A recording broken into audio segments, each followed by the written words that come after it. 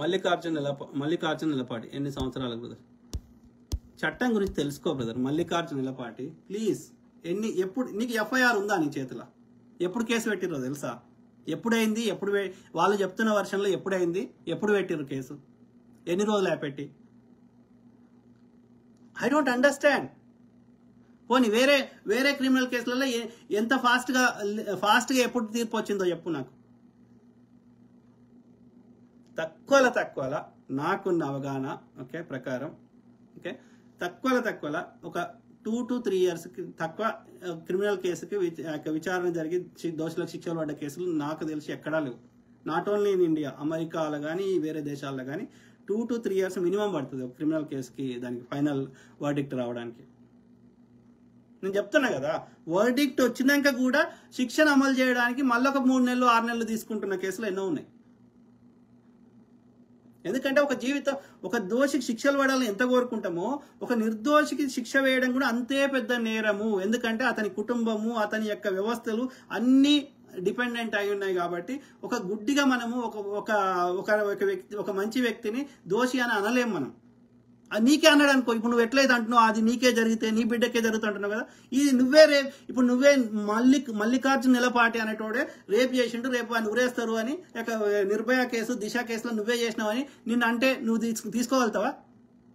నీకు అమ్మ ఉంటుంది, నీకు చెల్లె ఉంటుంది, నీకు పెళ్ళి అయితే పిల్లలు ఉంటారు, మరి నీ మీద ఆధారపడ్డ జీవితం ఎంతో మంది ఉంటారు, సమాజం ఉంటుంది, నీకు ఆఫీస్ ఉంటుంది. ఇవన్నిటి లేకుండా నీ తీసుకొని ఉరేస్తారు, జైల్లో పెడతారు, నీ జీవితాన్ని సంకనాకిస్తారు. అంటే నీ మీద ఆధారపడ్డ వాళ్ళు ఇవన్నీ మరి నీకే అయితే ఉల్టా ఆలోచించు. ఒక నిర్దోషి శిక్ష పడితే ఎట్లయితే దోషికి జరిగితే అది నీకే జరిగితే నీ బిడ్డకే జరిగితే ఎంత బాధ అవుతుందో, ఒక నిర్దోషికి నీకే అట్లా చేస్తే నిన్నే ఫోక్సో కేసులో పెట్టి నువ్వు ఏం నేరం చేయకుండా జీవితాంతం అలా పెడితే ఇప్పుడు ప్రొఫెసర్ సాయిబాబాని తీసుకొని 10 ఏళ్ళు ఆయన జీవితాన్ని నాశనం చేశారని బాధపడతలే మనం. కాబట్టి let them do their work. అందుకే టైం తీసుకుంటారు, ఎందుకంటే అది ప్రాపర్గా ఇన్వెస్టిగేషన్ చేయాలి కాబట్టి, అందరు వర్షన్లు వినాలి కాబట్టి, అందరూ ఆ యొక్క విచారణకు రావడానికి కొందరికి టైం దొరకదు కాబట్టి, సో అందుకే లేట్ అవుతూ ఉంటుంది. Let them do their work. ఇప్పుడు other side of the version ఎంతవరకు కరెక్టో నీ ఇంట్లోకైతే ఎట్లయితే అంటున్నావో ఇదర్ సైడ్ కూడా ఆలోచించు. యూ డోంట్ హ్యావ్ అంటే యూ డిసైడెడ్, నువ్వు ఒక నిర్ణయం తీసేసుకున్నావు, అది నిజంగా చేసేసిండని ఒక నిర్ణయానికి వచ్చేసినావు, కంక్లూజన్కి. ఎందుకు వచ్చినావు, ఎట్లా వచ్చినావు, ఏం ఆధారం ఉంది? అట్లా అంటే నేను దేశద్రోహిని, నేను ఇంకో కులం ద్రోహిని, ఇంకేదో పేరు పెడతావు నాకు. ఎందుకంటే నువ్వు చెప్పినట్టు ఒప్పుకోవాలి ఆధారం లేకున్నా సరే. అట్లా ఉండదు బ్రదర్. న్యాయ వ్యవస్థను చదువు, అర్థం చేసుకో. నీకు అర్థం కాకపోతే ఒక న్యాయవాదిని అడుగు. మాలకర్ ప్రూఫ్స్ బయటకి వస్తే అప్పుడే వేస్తారు బ్రదర్.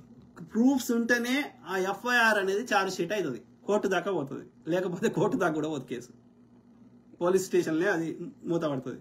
చట్టం ఏంటంటే ఎవడు కంప్లైంట్ చేసినా తీసుకోవాలి, దాన్నే ఎఫ్ఐఆర్ అంటారు, ఫస్ట్ ఇన్ఫర్మేషన్ రిపోర్ట్. గంతే. దాంట్లో నిజమైన ఆధారాలు ఉంటేనే అది పోలీసులు దాన్ని ఛార్జ్ షీట్ చేసి కోర్టుకు పంపిస్తారు, విచారణకు పంపిస్తారు. లేకపోతే పోలీస్ స్టేషన్లోనే అది ఎఫ్ఐఆర్గానే మిగిలిపోతుంది, కోర్టు దాకా పోవు. సింపుల్.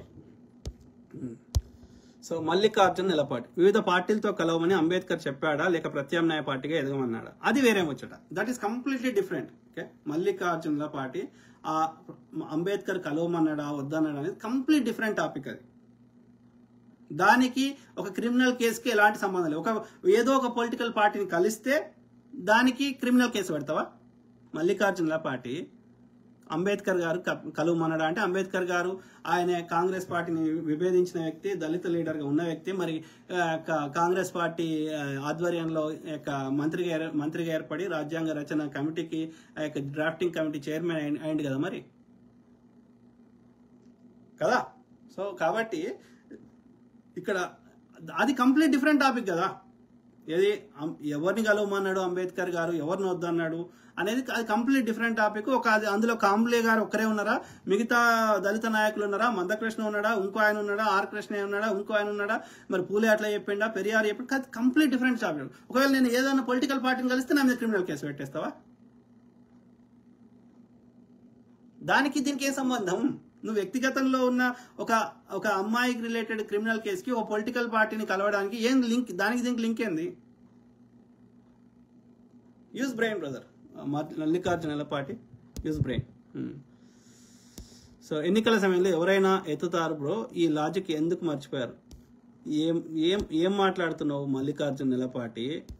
ఆయనకు చెప్పింది కదా స్వామి, రికార్డు చేస్తున్నానని. అతను అభ్యంతరం చెప్తే రికార్డు చేయడు కదా రాజా. చెప్పు, అట్లా రికార్డు చేయకూడదు మల్లికార్జున నెలపాటి, అట్లా చేయకూడదు రికార్డు.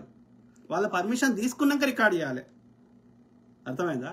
ఫస్ట్ రికార్డు నొక్కకూడదు. వాళ్ళు కాల్ చేసినాక, ఫోన్ ఎత్తినాక, సార్ ఇక నేను ఇక ఫలానా వ్యక్తితోటి నేను ఆన్లైన్లో ఉన్నా, నేను ఇట్లా ఫోన్ చేసిన, మరి మీరు మీకు రికార్డ్ చేసుకోమంటారా వద్దంటారా అని పర్మిషన్ తీసుకున్నాక చేయాలి. చేసుకున్నాక రికార్డు నొక్కాలి. ముందే రికార్డు నొక్కినాక కాల్ చేసి నేను రికార్డు చేస్తున్నా అని చెప్పొద్దు. First you need to take permission. ఈయనకి ఏం తెలియదు, ఈ ఎడ్డి గోదలు ఉన్నారు ఈ మల్లికార్జునులపాటి. సో బాధితుల వైపు నిలబడడం తప్పు అంటావా? ఎవరు బాధితులు? ఇక్కడ బాధితుడు ఇతనే దిగంబర్ కాంబ్లే అయింటాడు. అతను ఎలాంటి నేరం చేయకున్నా అతనికి సమాజంలో ఉన్న యొక్క పేరుని, ప్రతిష్టల్ని, అంబేద్కర్ ఐడియాల్ని అతను పోరాడుతుంటే సూడో దొంగ అంబేద్కర్ ఇది దొంగ అంబేద్కరిస్టులు అని చెప్పుకునేటోళ్ళు, మందకృష్ణ మాదికకి సంకనాకేటోళ్ళు కావాలని ఈ యొక్క ఇతని ఐడియాలజీని, ఇతని మీడియా సంస్థల్ని ఇతని మీద జలసి పెట్టుకొని ఇతన్ని చేస్తుంది కావచ్చు. ఇతడే బాధితుడు కావచ్చు. ఎవరు బాధితులు? దిగంబర్ కాంబ్లే బాధితుడు ఇక్కడ అని నేను కూడా అనగలుగుతా. ఇప్పుడు నువ్వు అటు సైడ్ ఎందుకు తీసుకుంటున్నావు?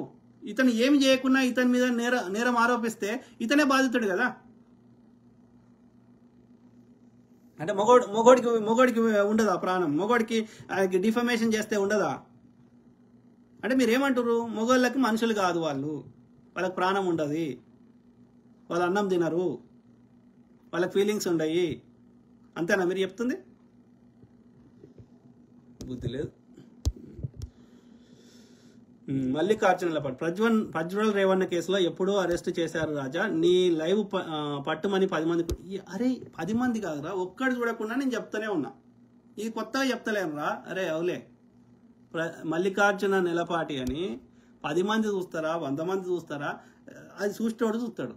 ఓకే, నువ్వు నా లైవ్ అయిపోయాక, అన్నీ అయిపోయాక నాది వేరే లైవ్లు ఉన్నాయి, ఇంకా వేరే వీడియోలు ఉన్నాయి, చూడు. ఎవరు చూడకపోతే ఇక నా యొక్క యూట్యూబ్లో కానీ, ఇక్కడ ఫేస్బుక్లో కానీ, నా యూట్యూబ్లో నా వేరే ఛానల్స్ కానీ, లేకపోతే నేను మాట్లాడిన వాటికి షార్ట్స్ కట్ చేసుకున్నాయి కానీ, మరి ఏం లేరా అయ్యా? అరే అవులే, మల్లికార్జున నెలపాటి ఇప్పుడు ఎంతమంది ఉన్నారా? తక్కువలో 40,000 మంది అని ఉన్నారు కదా. మిగతా వీడియోస్కి ఎక్కడ వ్యూస్ వస్తలేవు. వాట్సాప్లో ఎక్కడ వాళ్ళ బిట్లు నచ్చిన బిట్లు కట్ చేసుకుంటలేరు. అంటే నేను లైవ్లో పెట్టినప్పుడే వాళ్ళు వచ్చి చూస్తేనే చూసినట్టారా అయ్యా? టైం ఉంటుంది, వాళ్ళకి పనులు ఉంటాయి, అందశ్రీ గారు చనిపోయినరు, రకరకాల కారణాలు ఉంటాయి కదా. నేను పెట్టినప్పుడే లైవ్లో వచ్చి చూడాలని రూల్ ఉందా? I don't understand. You don't have brain. Prajwal Revanna కేసులో ఆధారాలు ఉన్నాయరా అయ్యా? నీకు కావాలంటే నేను కూడా పంపిస్తా వీడియోలు. అందుకని అరెస్ట్ చేశారు, లేకపోతే ఆ కేసులో కూడా అరెస్ట్ చేయరు. అర్థమైందా? ఏం తెలియదు ఎడ్డి నా కొడుకు. అదే అవుతుంది, ఎడ్డి నా కొడుకులు ఉన్నంతసేపు ఇట్లే ఉంటుంది దేశం, బాగుపడదు. మాలాకరణ్, అరే బోసడికే మల్లికార్జున్ ఎంతమంది చూసినా కరెక్ట్ బ్రదర్. మాలాకరణ్ చూస్తారు బ్రదర్. చూడకపోని వీనికి ఎందుకు బాధ అవుతుంది? చూడకపోతే నాకు బాధ ఉండాలి నిజమైతే. మీరు చూడండి ఆ పైనుంచి కిందికి. వాడు నేను లైవ్ పెట్టినప్పుడే చూడాలంటున్నాడు. ఇప్పుడు చూడండి, వాచింగ్ ఎన్ని వస్తున్నాయి? తక్కువ ఒక 30-40 మంది చూస్తూనే ఉన్నారు. ఆడ చూపెడతలేదు. అది ఎందుకు చూపెడతలేదు తెలియదు. అప్పుడప్పుడు చూపెడుతుంది, అప్పుడప్పుడు చూపెట్టదు. ఓకే, సో ఎందుకంటే వాళ్ళు ప్రైవసీ పెట్టుకుంటారు కావచ్చు, అది నేను చూసేది చూడవద్దని. సో నేను తర్వాత చూస్తే కదా లైవ్ అయిపోయాక 800 మంది చూసిర్రు, 1000 మంది చూసిర్రు, ఆడ చూపెడుతుంది. ఓకే, సరే ఒక్కటి చూసినా సరే నేను చెప్తారా బై, సింపుల్. ఓకే, నాకు ఎంతమంది కానీ కాదు, అక్కడ విషయం ఉన్నదా లేదా అంతే. Okay, simple. ఓకే, సో అది మిత్రులారా, ఐ కీప్ టాకింగ్, మాట్లాడుతూనే ఉంటా ఓపిక్గా. లేట్ అయినా సరే అన్ని కామెంట్లు చదివినా. ఓకే, వీళ్ళకి ఏంటంటే కొంతమందికి నిజాలు తట్టుకోలేక ఏం చేస్తారంటే ఇక నన్ను ఎవడు నిజం మాట్లాడితే వాడి మీద ఇష్టమైనట్టు మాట్లాడతారు. అట్లా ఇప్పుడు చూస్తారు కదా, ఇంకా లైవ్లోనే ఇట్లా ఉంటే ఇక నేను పోస్ట్ పెట్టినాక ఇక మీరు అబ్జర్వ్ చేయొచ్చు. ఓకే, మీరు ఏం చేస్తా, వాడు ఇల్లాజికల్గా కంటిన్యూగా సతాయించిండు అనుకో, కానీ వాడిని సొంత పేరు పెట్టుకోలేదనుకో, అదేదో పనికి అపరిచితుడో లేకపోతే హిందూ యొక్క సనాతననో ఏదో అని పెట్టుకున్నాడు అనుకో, ఇక వాడికి నిజంగా వాడు ఫేక్ ఐడి, అది ఇమ్మీడియట్గా బ్లాక్ చేస్తా. అది మిత్రులారా, కీప్ టాకింగ్, మాట్లాడుతూనే ఉంటా. సో వాస్తవాలు మాట్లాడతా, ప్రతి అంశం మీద అవగాహన చేస్తా. సో అందరు విషయ పరిజ్ఞానంతో పాటు మీ తరఫున వాయిస్ ఇస్తా. ఓకే, డేటాతోటి ఆధారంతో ఒక మేక్ సెన్స్ తోటి అట్లీస్ట్ ఉండేటట్టే మాట్లాడతా. ఏది పడుతుంది నేను మాట్లాడను. నాకు వ్యూస్ కంటే కూడా న్యాయం కావాలి అక్కడ. ఓకే, అలా వ్యూస్ వస్తాయి, ఎందుకు రావు? శ్రీరెడ్డి బట్టలు ఇస్తుంది చూడరు, ఏం చేసుకుంటావు వ్యూస్ అవి? What is the use? Controversy చేసుకుంటే ఇద్దరు కొట్టుకుంటే మస్తు మంది చూస్తారు. What is the use? కాంట్రవర్షియల్గా మాట్లాడితే మస్తు మంది చూస్తారు. What is the use? దానివల్ల 1% ఏమైనా పాజిటివ్ ఇంపాక్ట్ ఉంటుందా? ఏమైనా మార్పు వస్తుందా సమాజంలో? ఏమైనా న్యాయం, ఏమైనా పనికొచ్చేది ఉంటుందా? ఇక చూస్తారు, ఏదైనా సంథింగ్ అబ్నార్మల్ ఉన్నప్పుడు చూస్తారు, but no use of that. కాబట్టి మనం వ్యూస్ కోసం కాదు, ఓకే, మనం యొక్క మార్పు కోసమే మనం పోరాటం చేస్తున్నాం, న్యాయం కోసమే పోరాటం చేస్తున్నాం.